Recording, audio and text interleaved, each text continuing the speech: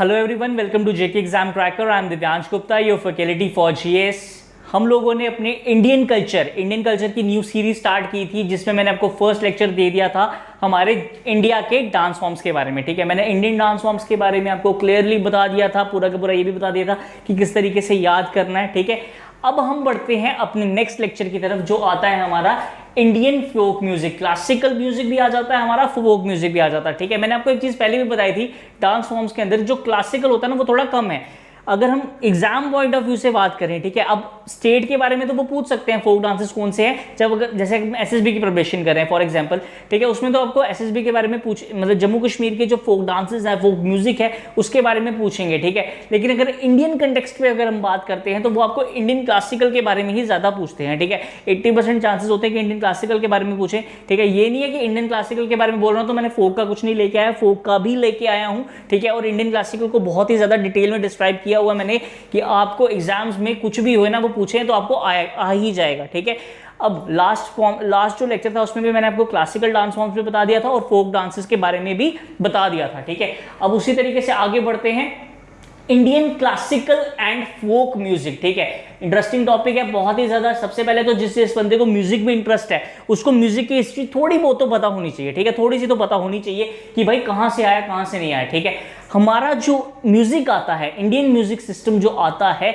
उसमें बहुत ही ज्यादा फ्यूजन है किसका, अराबिक म्यूजिक का, पर्शियन म्यूजिक का। अगर हम मिडीवल पीरियड की बात करते हैं तो उसमें अराबिक और पर्शियन म्यूजिक का एक बहुत ही जबरदस्त फ्यूजन आता है। ठीक है, perhaps the chanting of Vedic mantras in the form of Sangam, ठीक है, was the first form of musical development. ठीक है, अगर हम बात करते हैं हमारे इंडिया में first form of musical development कौन सी होती है, वैदिक मंत्रास की जो उच्चारण, हम जो मंत्र उच्चारण करते हैं वही हमारे यहाँ पे पहली हमारी डांस फॉर्म आती है। ठीक है, जिसको हम in the form of Sangam बोल सकते हैं। ठीक है, there after even the narration of the epics developed in the type of the music is known as जातिगम। ठीक है, एपिक्स में भी बहुत ज्यादा हमारे जो म्यूजिक जो था, नरेशन जो था वो डेवलप की गई as per the Indian mythology, Hindu mythology की अगर मैं बात करता हूं, हिंदू मैथोलॉजी की, ठीक है, तो उसके हिसाब से नारद मुनि, जो हमारे नारद मुनि जी थे, जो बोलते थे ना नारायण नारायण, वही वाले, ठीक है, उन्होंने ही इंट्रोड्यूस किया था म्यूजिक जो है अर्थ पे। ठीक है, ये मैं हिंदू मैथोलॉजी की बात कर रहा हूं, ये सिर्फ आपको एक बताने के लिए बोल रहा हूं। ठीक है, उसके बाद समवेद के हिसाब से बात करते हैं तो इसमें 7 नोट्स आ जाते हैं। कितने नोट्स आ जाते हैं बच्चे, 7 नोट्स आ जाते हैं। करा हरि प्रिया, जो करा हरि प्रिया जो है, which is the first literary evidence of any kind of music. ठीक है, कोई भी म्यूजिक, चाहे वो वैदिक म्यूजिक हो चाहे जो मर्जी म्यूजिक हो, उसका जो फर्स्ट लिटरेरी सोर्स जो था वो हमारे लिए कौन सा आता है, करा हरि प्रिया। ठीक है, ये सारे के सारे जो ऑब्जेक्टिव्स हैं मैं पहले ही रेड करके लाया हूं आपके लिए कि जो इंपॉर्टेंट ऑब्जेक्टिव्स आपके लिए आ सकते हैं। ठीक है, तो फर्स्ट लिटरेरी एविडेंस कौन सा है हमारे यहाँ पे म्यूजिक का, तो वो आ जाता है बच्चे, वो आ जाता है हमारा करा हरि प्रिया। ठीक है, इसमें वेद जो थे उन्हीं को ज्यादा चैंट, मतलब जो वेद जो थे, हमारे वेद पुराण थे, हमारे जो मंत्र उच्चारण थे, उन्हीं को बहुत ज्यादा इस्तेमाल या यूज किया गया है। ठीक है बेटा, आगे बढ़ते हैं।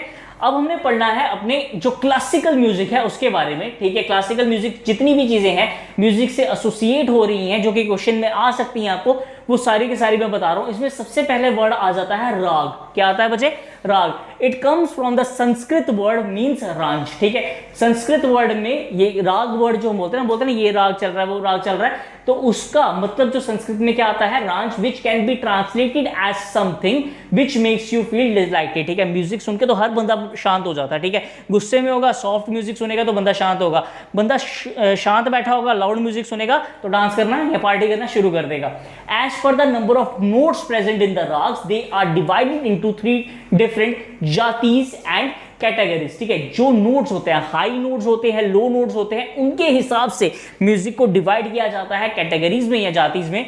There are 6 main ragas in Hindustani classical music. ठीक है, हिंदुस्तानी क्लासिकल म्यूजिक में कितने राग आते हैं बच्चे, तो वो आते हैं 6 राग। ठीक है, according to the particular time, season and emotion, उसके हिसाब से डिवाइड किया जाता है। अब कुछ टर्म्स होती हैं एसोसिएट राग के साथ। ठीक है, इसमें सबसे पहले आता है रास। द रास का मतलब होता है, the ras are the emotions which are evoked through the playing music. ठीक है, जो इमोशंस हमारे माइंड में होते हैं, इमोशंस हमारे माइंड में पैदा होते हैं म्यूजिक के बारे में सुन के, तो उसको क्या कहा जाता है बच्चे, रास। ठीक है, आगे बढ़ते हैं। अब आता है थत। मैंने आपको जो डांस फॉर्म बताई थी उसमें थर्ड वर्ड जरूर बताया था, आपने मुझे बताना है कि किस वर्ड किस डांस फॉर्म के साथ मैंने थर्ड वर्ड जो था वो यूज किया था, ठीक है।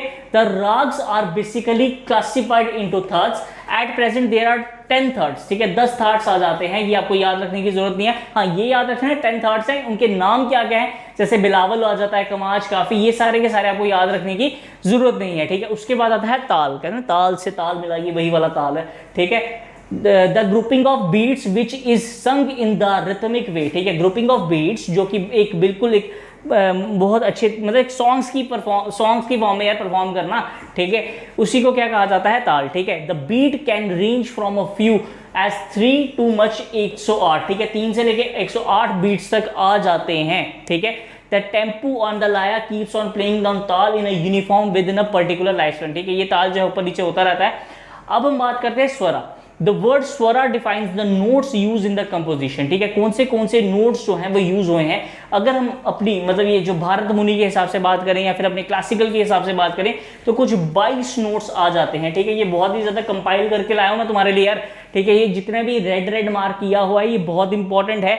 अगर हम इंडियन कल्चर में इंडियन म्यूजिक की बात करें तो यही सबसे ज्यादा इंपॉर्टेंट चीजें आती हैं। आप कोई भी बुक उठा के देख लो तो इनका जिक्र जरूर किया होगा, ठीक है। इसीलिए मैं आपके लिए ये सब चीजें लेके आया हूं ताकि एक बिल्कुल ऑब्जेक्टिव फॉर्म में ही लाया हूं। ये जो रेड मार्किंग एक किस्म का जैसे कहते हैं ना फिल इन द ब्लैंक्स, ये वैसे ही मैं आपके लिए लेके आया हूं ताकि आपको इजी टू अंडरस्टैंडिंग लगे और एक जल्दी से जल्दी याद होता जाए, ठीक है। अब हम बात करते हैं अपने हिंदुस्तानी क्लासिकल म्यूजिक के बारे में। The Hindustani music as well as the Carnatic music traces their linkage in the ancient India link particularly, ठीक है। हमारा जो नृत्य शास्त्र था, जो मैंने आपको बताया था नृत्य शास्त्र के बारे में, जो कि भारत मुनि की किताब थी, उसमें भी ये जो हमारा म्यूजिक है उसका बहुत ही इंपॉर्टेंट जिक्र हुआ है। However, it was Hindustani classical music which altered its form and structure greatly with the fusion of Arabic and Persian elements, ठीक है। जो हमारा हिंदुस्तानी क्लासिकल म्यूजिक था उसके अंदर अराबिक और पर्शियन म्यूजिक का भी एक फ्यूजन है। मिडिवल पीरियड में ही ये सब फ्यूजन हुआ था, 14th सेंचुरी की बात करो, ठीक है। At present there are 10 main styles of singing the Hindustani classical music, ठीक है। अब यहाँ से ना बिल्कुल कहते हैं ना पुशअप होने लगा आपका चैप्टर, ठीक है। कौन सी फॉर्म्स आ जाती हैं हमारे यहाँ पे हिंदुस्तानी क्लासिकल म्यूजिक की, ठीक है। मैंने आपको बताया पहले भी कि जो क्लासिकल चीजें हैं उससे ही ज्यादा पूछा जाता है आपके चैप्टर में। आपके जो क्वेश्चन होंगे इंडियन कंटेक्स्ट में आपसे सबसे ज्यादा पूछा ही मैक्सिमम क्लासिकल के बारे में ही जाएगा, ठीक है। इस पे अगर हम बात करते हैं ध्रुपद की, it is the oldest style of Hindustani classical music, ठीक है। तो क्वेश्चन आ सकता है which is known as the oldest classical music, ठीक है। Oldest style of classical music तो कौन सा आता है, ध्रुपद, जो कि which has been popular in the 13th century, reached its zenith during the times of Akbar, ठीक है। अकबर के टाइम पे ये बहुत ज्यादा फेमस हुई थी। The dhrupad vocalist such as Gopal Das हो गए, स्वामी हरिदास हो गए, तानसेन तो बंदा ही फेमस था, ठीक है। ये अकबर का जो कोड था ना उसकी बहुत ही ज्यादा शोभा बढ़ाते थे। और ये कौन सी म्यूजिक फॉर्म को प्रोड्यूस करते थे, ये करते थे ध्रुपद म्यूजिक फॉर्म को, ठीक है। अब इसमें क्वेश्चन आ सकता है जो तानसेन जो था वो कौन सी स्टाइल को परफॉर्म करता था अकबर के कोर्ट में, ठीक है। हमें पता है कि वो शीशे तोड़ देता था, ठीक है, लेकिन कौन सी फॉर्म से तोड़ता था ये नहीं हमें पता था, तो वो आएगा ध्रुपद से, ठीक है बेटा। हाँ, ध्रुपद के बाद चलते हैं हम किसके ऊपर, ठुमरी की तरफ, ठीक है। It is an another form of thumri music which is devotional और रोमांटिक इन नेचर, ठीक है। कौन सी ऐसी म्यूजिक फॉर्म है जो रोमांटिक और डिवोशनल आ सकती है नेचर में, तो वो कौन सी आती है बच्चे, thumri dance music form. It is comprised of the mixed राग, इसमें मिक्स्ड राग आ जाते हैं जो कि हिंदी भाषा में, ब्रज भाषा में, अवध डायलेक्ट्स में बोली जाती है बाय फीमेल वोकलिस्ट, ठीक है। इसको फीमेल्स ही बोलती हैं, ठीक है। उसके बाद अगर मैं बात करता हूं बेगम अख्तर जो थी is one of the renowned singer of the thumri style of singing. ये बहुत ही ज्यादा फेमस महिला थी किसके लिए, ठुमरी स्टाइल की सिंगिंग के लिए। Besides it's Banaras and Lucknow, ठीक है, उत्तर प्रदेश के बनारस और लखनऊ। यार आप लोगों को उत्तर प्रदेश में बनारस में लखनऊ दिखता है, मुझे तो खाली मिर्जापुर ही दिखता है, ठीक है। मैंने जब उत्तर प्रदेश का वर्ड सुनता हूं मैं खाली मेरे माइंड में तो मिर्जापुर ही चीज आती है, ठीक है। Beside it Banaras and Lucknow gharana are famous for the genre of singing, ठीक है। ये मैंने ऐसे बता दिया आपको थोड़ा ऐसे लाइट अप करने के लिए, ठीक है। बनारस और लखनऊ घराने की अगर हम बात करते हैं तो उसमें भी ये बहुत ही ज़्यादा फेमस ठुमरी डांस फॉर्म हमारी म्यूजिक फॉर्म आती है, ठीक है। उसके बाद हम चलते हैं किसके ऊपर, टप्पे की तरफ, ठीक है। टप्पे is a form of singing which is sung in a quick and fast rhythmic way, ठीक है। जो टप्पे जो है वो बहुत ही ज्यादा फास्ट फॉर्म में बोले जाते हैं। It traces its origin in the north western parts, जो नॉर्थ वेस्टर्न पार्ट्स है इंडिया के, उसमें ही इसको फेमस, मतलब उसी टाइम पे वहां से इसकी ओरिजिनेशन मानी जाती है। It attained popularity due to the patronage of Tappa singers by the Mughal Emperor Muhammad Shah Rangila. उनके टाइम पे ये बहुत ज़्यादा फेमस हुए थे। Furthermost, it became a famous among the elite classical, introducing the zamindars. The famous Tappa singers are पंडित लक्ष्मण राव हो गया, फिर उसके बाद सनोर राव खुराना हो गया, मीरान सोडी हो गया, ये सारे के सारे बहुत ही ज़्यादा इंपॉर्टेंट टप्पे के फॉर्म्स हैं, मतलब सिंगर्स हैं, ठीक है। अब मैंने जो बताया आपको, ठुमरी के बारे में बताया, ध्रुपद के बारे में बताया, फिर उसके बाद टप्पे के बारे में बताया, ये बहुत ही ज़्यादा इंपॉर्टेंट म्यूजिक फॉर्म्स हैं हमारे हिंदुस्तानी क्लासिकल की। जैसे अगर मैं बात करता हूँ, हमने डांस फॉर्म्स की बात कर रहे थे, उसमें भरतनाट्यम हो गया, हमें पता ना कि भरतनाट्यम से क्वेश्चन आता है, कुचिपुड़ी से क्वेश्चन आता है। उसी तरीके से अगर इंडियन म्यूजिक की बात करें तो ये सारी की सारी डांस फॉर्म्स जो हैं, म्यूजिक फॉर्म्स जो हैं, वो बहुत ही ज़्यादा इंपॉर्टेंट आती हैं और इनसे क्वेश्चन डेफिनेटली पूछा जा सकता है, ठीक है। अब हम बात करते हैं तरन की, ठीक है। It is sung in a fast rhythmic tempo which can be improvised by the singers in the form of adding and repeating the melodies, ठीक है। ये बहुत तेज बोला जाता है। The most famous singer of तरन style is Pandit Ratan Mohan Sharma aka. तरन का बादशाह किसको कहा जाता है? तरन का बादशाह, तो इनको कहा जाता है पंडित रतन मोहन शर्मा जी को, ठीक है। पंडित रतन मोहन शर्मा जी जो हैं उनको तरन के बादशाह भी कहा जाता है। मोस्ट इंपॉर्टेंट है ये तरन वाली सेगमेंट में, ठीक है। अब हम बात करते हैं धमर की। धमर होरी style, it is usually sung on the occasion of holy festival, ठीक है। which dance form is sung on the holy festival? तो आएगा इसका आंसर दमार होरी style. it is similar to the Dhrupad style, ये ध्रुपद स्टाइल की तरह ही सिमिलर है। by singing except of the few variants, it is consistent on the erotic lyrics and they mostly related to Lord Krishna, भगवान कृष्ण की भक्ति में ही ये पूरा डांस फॉर्म डिवोटेड है। it is usually sung by two male vocalists which is accompanied by the instruments such as has been पकवाज और तानपुरा, ठीक है। तानपुरा हो गया, पकवाज हो गए, ये सारे के सारे इंस्ट्रूमेंट्स जो हैं वो धमार होरी स्टाइल जो है उसको परफॉर्म करते यूज किए जाते हैं। भगवान कृष्ण के साथ एसोसिएटेड आता है हमारा धमार होरी स्टाइल वाला पूरा म्यूजिक, ठीक है। तरन के बारे में मैंने आपको बता दिया, पंडित रतन मोहन शर्मा जी जो हैं उनको तरन का बादशाह कहा जाता है। और धमार होरी स्टाइल जो है वो किसके साथ एसोसिएटेड है? वो भगवान कृष्ण के साथ एसोसिएटेड माना जाता है और होली में ही परफॉर्म किया जाता है ज्यादा, ठीक है। ध्रुपद की तरह ही होता है ऑलमोस्ट ये भी, ठीक है। हाँ, अब आगे चलते हैं किसकी तरफ? ख्याल की तरफ। किसका ख्याल? पता नहीं। The word khayal means imagination, ठीक है। ख्याल का मतलब इमेजिनेशन होता है और an idea in the Persian language, ठीक है। ये जो ख्याल वर्ड है एक पर्शियन वर्ड है। It was Amir Khusro who patternized khayal type of singing in the 13th century. Amir Khusro ही थे जिन्होंने 13th सेंचुरी में ये जो ख्याल सिंगिंग थी ना, इसको बहुत ज़्यादा एक इंपॉर्टेंस दिलवाई थी। सुल्तान मोहम्मद शर्की के ना आया था, Sharqi in the 15th century encourage this form of singing. इन्होंने इस सिंगिंग की फॉर्म को बहुत ज़्यादा इंकरेज किया था। अब हम बात करते हैं किसी गजल की, ठीक है। गजल तो सारे सुनते हैं यार, गजल कोई भी मूड होगा आप गजल जरूर सुनोगे, ठीक है। पार्टी मूड में नहीं सुन सकते, लेकिन ऐसे तो जब शांति चाहिए तो गजल हर बंदा सुनता है। The ghazal is one of the most popular form of Hindustani classical music which consist of rhythmic couplets whose number do not exist more than 12 couplets, ठीक है। ये बहुत ही ज्यादा एक अच्छा फॉर्म म्यूजिक है, जो कहते हैं ना दिल को सुकून देने वाला, उस तरीके का म्यूजिक आता है। It was mostly influenced by the Sufi mysteries, ठीक है। ये जो सूफी कलाम जो होता है ना, या सूफी जो कल्चर होता है ना, वो बहुत ज्यादा आपको गजल्स में दिखाई देगा। और आमिर खुसरो के टाइम पे 13th सेंचुरी में ये बहुत ही ज्यादा फेमस होना या पीक पकड़ना शुरू कर गया था, ठीक है। अगर मैं बात करता हूं तो इसमें इमोशनल फीलिंग्स भी होती हैं, पेन भी एक एक्सप्रेस किया जाता है।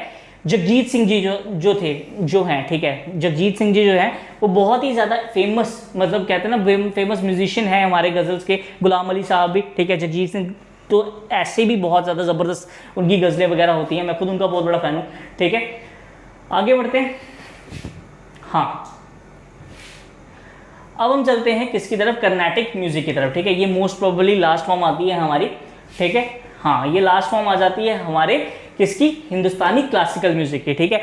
द तमिल टेक्स्ट संगमेश, ठीक है, जो तमिल टेक्स्ट है संगमेश Silappatikaram contains an elaborate description of music of that period, ठीक है। एक तमिल की टेक्स्ट है जिसका नाम है शिलापदिकरम, उसके अंदर कंप्लीट डिटेल्स हैं हमारी कर्नाटिक म्यूजिक की, ठीक है। बिसाइड्स इट्स तोक्लापेयम कलादम, ठीक है, इन्होंने भी बहुत ज्यादा मतलब कहते हैं ना कि शिवटीज हो गए या फिर वैष्णवीटीज हो गए, सेंट्स हो गए, इन्होंने भी बहुत ज्यादा सोर्सेज रखे हैं स्टडी कर्नाटिक म्यूजिक के, या फिर हम बोल सकते हैं इनके पास ऐसी काफी ज्यादा एविडेंसेस हैं, बुक्स हैं जिन्होंने सामने दिखाई देता है कि इन लोगों ने बहुत ज्यादा कॉन्ट्रीब्यूट किया है हमारे कर्नाटिक म्यूजिक में, ठीक है।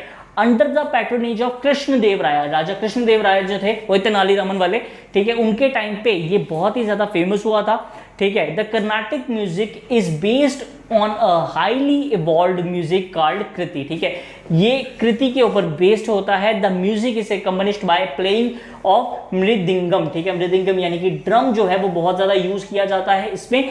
The part of music which has the beats of mridangam is called tanam, ठीक है, जो पार्ट ऑफ म्यूजिक होता है जिसमें मतलब इसके ड्रम के बीट्स होते हैं उसको थनम कहते हैं, विच डू नॉट हैव, इसको रगम कहते हैं, ठीक है। कौन जब म्यूजिक का फॉर्म, ठीक है, सपोज गाना चल रहा है, मैं इजी टू वे में बता देता हूं आपको, अगर ड्रम बहुत ज्यादा यूज होगा तो उसको क्या कहा जाएगा? थनम।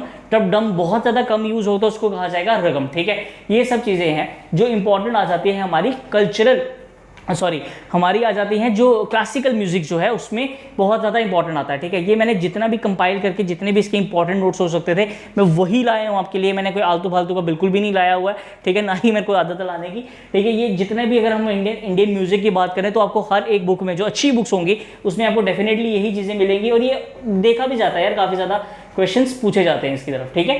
अब हम चलते हैं किसकी तरफ? Folk musics of states and UTs, ठीक है।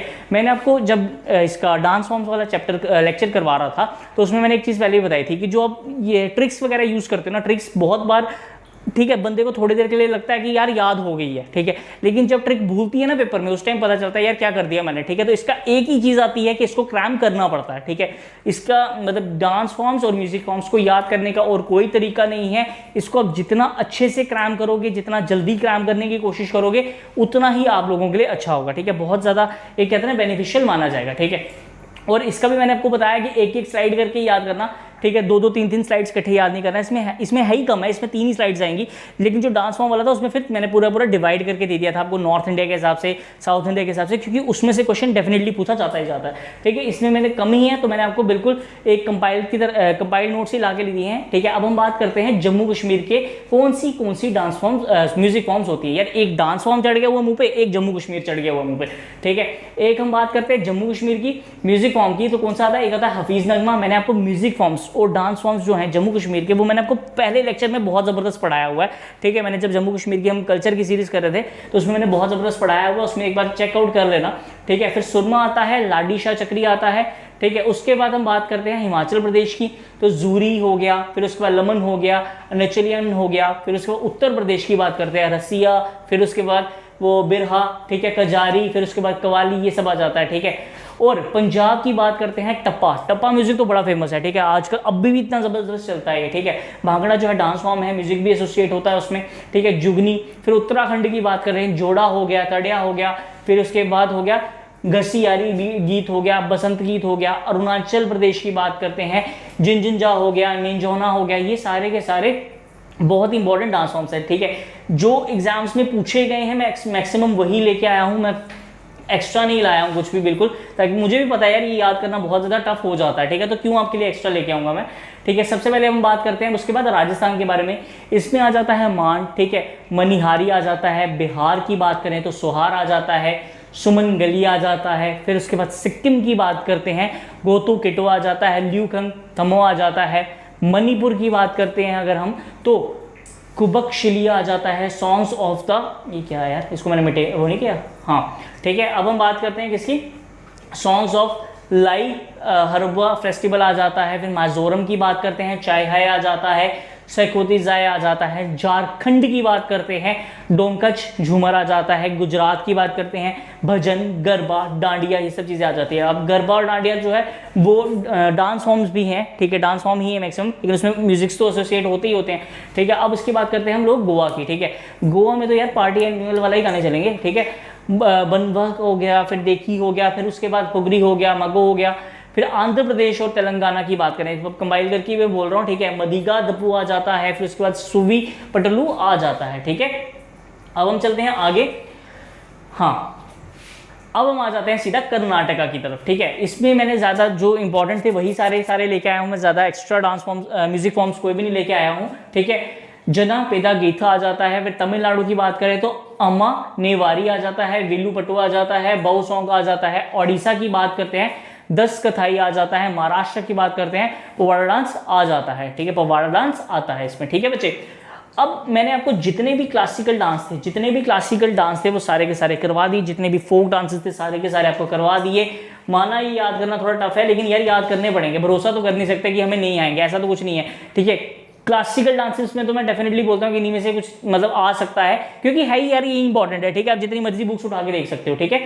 अब हम करते हैं जल्दी से इसका क्विक रिकैप, क्योंकि क्विक रिकैप जो है ना वो बहुत इंपॉर्टेंट होता है, उसी से आपको एक बार लेक्चर जो है वो पूरा रिवाइज हो जाएगा, ठीक है। अगर मैं बात करता हूँ इंडियन क्लासिकल म्यूजिक की, तो इंडियन क्लासिकल म्यूजिक जो है उसमें अराबिक और पर्शियन एक्सेंट भी बहुत ज़्यादा मिक्स है, बहुत ही ज़्यादा मिक्स आता है, उसमें भी उनका बहुत ज़्यादा योगदान है, ठीक है। हमारे यहाँ पे जो चैंटिंग्स होती थी, मतलब जो मंत्र उच्चारण होते थे, उसका एक बहुत ही अच्छा जिक्र मिला है हमें कहाँ पे, संगम में, ठीक है। संगम की जो टेक्स्ट वगैरह होते थे हमारे वेद पुराण, उस पर मिला है।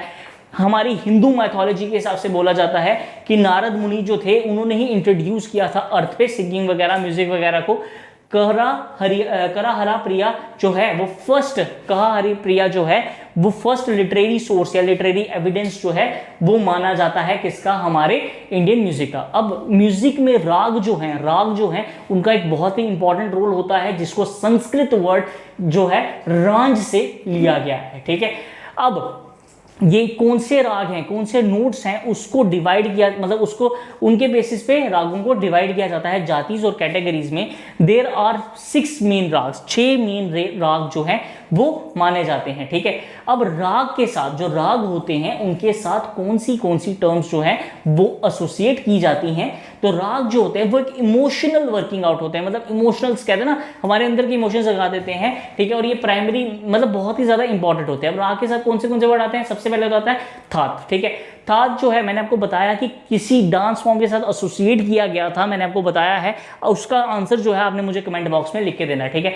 अब at present there are 10 thaats, जो 10 थाट्स जो हैं वो आते हैं। इसमें ताल का भी एक बहुत ही इंपॉर्टेंट रोल है, जो कि सिंगिंग होती है एक सिमेट्रिकल वे में, रिदमिक वे में, ठीक है। 108 के करीब की बीट्स आ जाते हैं। अब हम बात करते हैं स्वरा की। स्वर जो होते हैं वो 22 नोट्स आ जाते हैं इसके, ठीक है, 22 स्केल्स नोट्स आते हैं। हिंदुस्तानी क्लासिकल म्यूजिक जो है उसका जिक्र जो है नित्य शास्त्र ऑफ भारत मुनि जो है उनकी बुक्स में भी जिक्र रहा है इसका। इसमें बहुत ही ज़्यादा फ्यूजन रही है अरेबिक और पर्शियन एलिमेंट्स की भी, ठीक है। अब ये जो हिंदुस्तानी क्लासिकल म्यूजिक है उसको डिवाइड किया गया है कुछ म्यूजिक फॉर्म्स में। सबसे पहली फॉर्म जो आती है वो कौन सी आती है, ध्रुपद, ठीक है। ध्रुपद जो है वो 13th सेंचुरी में बहुत ज़्यादा फेमस हुई थी अकबर के टाइम पे। अब ध्रुपद के बहुत बड़े बड़े वोकलिस्ट जो सिंगर्स थे वो कौन थे, एक आते हैं गोपाल दास, एक आते हैं स्वामी हरिदास, एक आते हैं तानसेन तो ऐसे ही बड़ा फेमस थे, ठीक है। फिर उसके बाद आता है थुमरी जो है एक डिवोशनल और रोमांटिक टाइप ऑफ म्यूजिक है, जो कि हिंदी भाषा में, ब्रज भाषा में, अवधी डायलेक्ट्स में बोला जाता है।